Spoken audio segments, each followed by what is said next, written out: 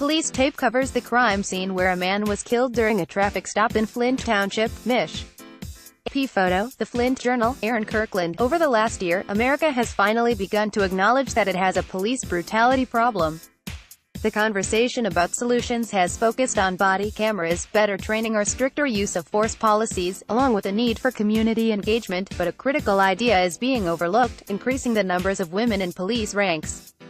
As David Kuhr, the former chief of police in Madison, Wisconsin, recently wrote, "Women in policing make a difference, a big difference. They make for a better police department." Haven't you wondered why women police are not the ones involved in recent officer-involved shootings? After all, they are usually smaller, somewhat weaker in physical strength, and yet they don't appear to shoot suspects as often. In fact, over the last 40 years, studies have shown that female officers are less authoritarian in their approach to policing, less reliant on physical force, and are more effective communicators.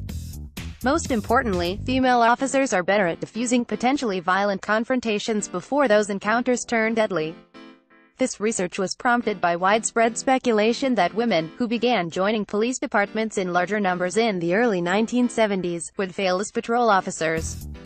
One of the earliest studies, sponsored by the Police Foundation in 1974, found that women encountered many of the same kinds of situations, involving angry, drunk or violent individuals, and were as capable as men.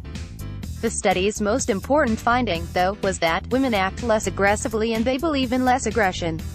The researchers predicted the presence of women may stimulate increased attention to the ways of avoiding violence and cooling violent situations without resorting to the use of force. Subsequent studies have reached the same conclusions. In a 1988 article in the Journal of Police Science and Administration, researcher Joseph Balkin reviewed the U.S. and international research spanning 14 years on the involvement of women in police work. He found uniformly that women not only perform the job of policing effectively, but are better able to diffuse potentially violent situations. Policemen see police work as involving control through authority, he wrote, while police women see it as a public service. The full impact of these differences would be revealed again in the startling findings of the 1992 Christopher Commission report on police brutality in the Los Angeles Police Department. The commission was created in the aftermath of the Rodney King beating and the subsequent devastating riots. Virtually every indicator examined by the commission establishes that female LAPD officers are involved in excessive use of force at rates substantially below those of male officers. The commission explained, many officers, both male and female, believe female officers are less personally challenged by defiant suspects and feel less need to deal with defiance with immediate force or confrontational language.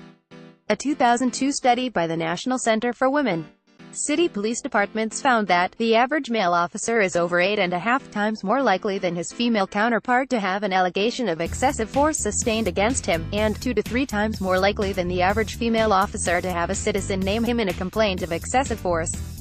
More recent data spanning 2004 to 2014 from the Denver, Indianapolis, Washington, D.C., and Kansas City police departments reflect these earlier results. Women are named significantly less often than their male counterparts in excessive force complaints. Despite this evidence that increasing the number of women in law enforcement would significantly reduce police violence, the number of women in policing remains stuck at low levels.